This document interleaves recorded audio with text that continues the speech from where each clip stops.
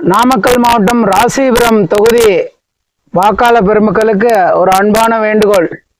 இன்று 2026 ஏப்ரல் 23 நடைபெறும் தமிழக சட்டமன்ற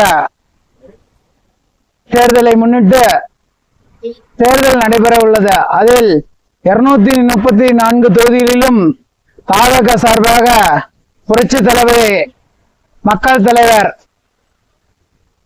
விஜய் அவர்கள், அண்ணன் பொதுச்செயலாளர் ஆனந்த் அவர்கள் 234 தொகுதிகளிலும் வேட்பாளரை நிறுத்தி உள்ளார். அதிலும் ராசிபுரம் தனி தொகுதியில் மாபெரும் வெற்றி வாய்ப்பு உள்ள ராசிபுரம் தொகுதி நமது வெற்றி வேட்பாளர் லோகேஷ் அவர்களுக்கு ஒதுக்கியுள்ளார். ஆகவே தமிழக வெற்றி கழகத்தின் இளைஞர்களும் பொதுமக்களும் மகளிர் அணியினரும் தொண்டர்களும் அவருக்கு உறுதுணையாக இருந்த அவரை வெற்றி பெற செய்ய நாம் அனைவரும் உறுதியேற்க வேண்டும். ராசிபுரம் மக்களின் நீண்ட நாள் கோரிக்கையான மேட்டூர் கூட்டு குடிநீர் திட்டம் முன்னாள் அமைச்சர் திரு மதிவந்தன் அவர்கள் நிறைவேற்றிவிட்டோம் என்று பூரண தண்ணீர் தட்டுப்பாடு நீக்கப்பட்டது என்று பொய்யான ஒரு செய்தியை பரப்பி. அவர் நாமேரிப்பேட்டை ஊராட்சி ஒன்றியத்திற்குட்பட்ட பகுதிகளில் அவர் பார்த்தால் தெரியும் எவ்வளவு தண்ணீர் தட்டுப்பாடு நிலவுகிறது என்று. அவர் வெற்று வாக்குறுதிகளை பொதுமக்கள் நம்ப யாரும் தயாரிக்கவில்லை. அதே மாதிரி மத்திய அரசின் கீழ் கொண்டு வரப்பட்ட ஜல் ஜீவன் மிஷன் திட்டத்தில் 100% நிறைவேற்றப்பட்டுள்ளது என்று கூறுகிறார்கள். ஈஸ்வரமூர்த்திபாளையம், திம்மநாயக்கம்பட்டி, மத்ரூட் பஞ்சாயத்துகளில் அது 30% கூட முழுமையாக நிறைவேற்றப்படவில்லை. ஊர் ஓரங்களில் மட்டுமே அதனுடைய JJM திட்டத்தில் குடிநீர் குழாய் அமைக்கப்பட்டுள்ளது. உள்ளே கிராமப்புறங்களில் குடிநீர் குழாய்கள் அமைக்கப்படவில்லை. இது திமுக அரசின் பொய் வாக்குறுதிகளில் ஒன்றாகும். அதிலும் ராசிபுரம் நகரத்தில் நல்ல முறையில் இயங்கிக் கொண்டிருந்த பேருந்து நிலையம் தற்போது ராசிபுரம் அனப்பாளையம் பகுதியில் மாற்ற இந்த பொய் திராவிட திமுக தீயசக்தி முயற்சி செய்து கொண்டிருக்கிறது. அதுவும் பொதுமக்களின் ராசிபுரம் தாலுகாவில் இருக்கும் பொதுமக்கள் தாலுகா ஆபீஸ் ராசிபுரம் கோனேரிப்பட்டி அருகில் உள்ளது.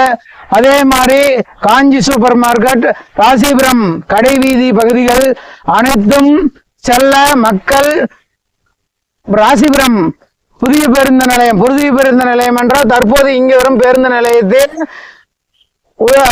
பயன்படுத்தி வருகின்றனர்.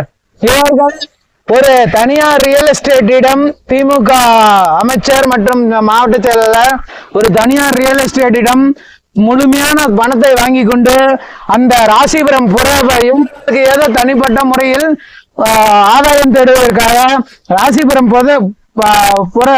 புறநகர் பேருந்து நிலையம் அமைக்க அவர்கள் சதி திட்டத்துடன் செயல்பட்டு வருகின்றனர் அவர்கள். ஆகவே பொதுமக்கள் இதை யோசித்து நமது வெற்றி கழகம் தமிழக வெற்றி கழகத்திற்கு வாக்களிக்க வேண்டும்.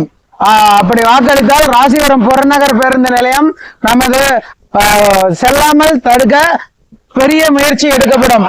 அதே மாதிரி நம்ம திம்மநாயக்கம்பட்டி, மங்களபுரம், நாமேரிப்பேட்டையில் இருந்து செல்லும் பயணிகள் சேந்தமங்கலத்திலிருந்து இடதுபுறமாக பிரிந்து புறநகர பேருந்து நிலையம் அழக பல பஸ்கள் செல்லக்கூடும்.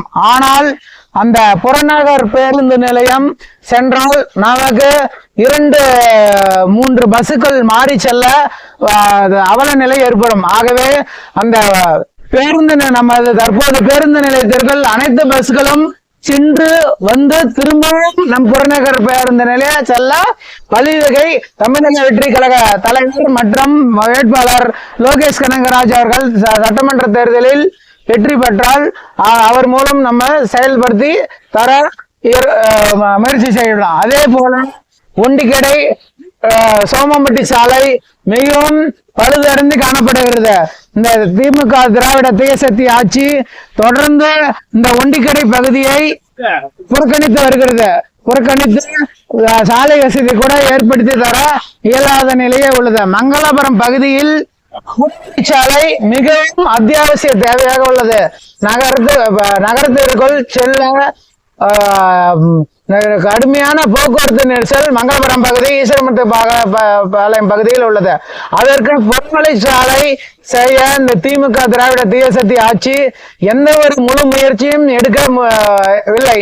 ஆகவே அந்த புறவழி சாலையை லோகேஷ் அவர்கள்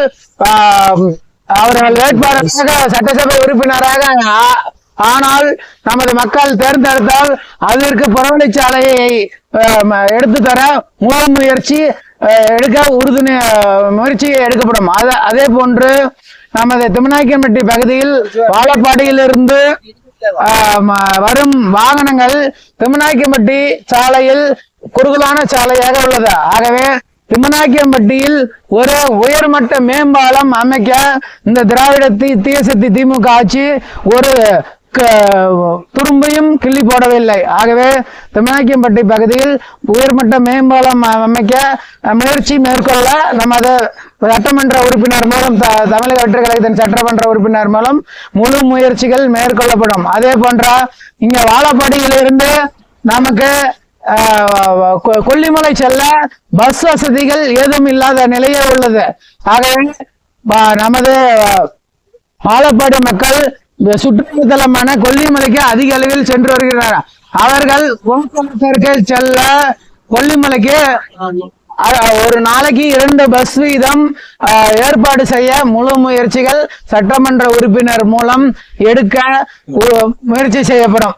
ஆகவே நமது வெற்றி வேட்பாளர் லோகேஷ் தனபால் அவர்களை வெற்றி பெற செய்து நமதுக்கான உரிமைகளை மீட்போம், உண்மைகளை காப்போம், நம்மளுடைய திட்டங்களை நாம் செயல்படுத்த உறுதுணையாக இருக்க நமது வெற்றி சின்னம் விசில், நமது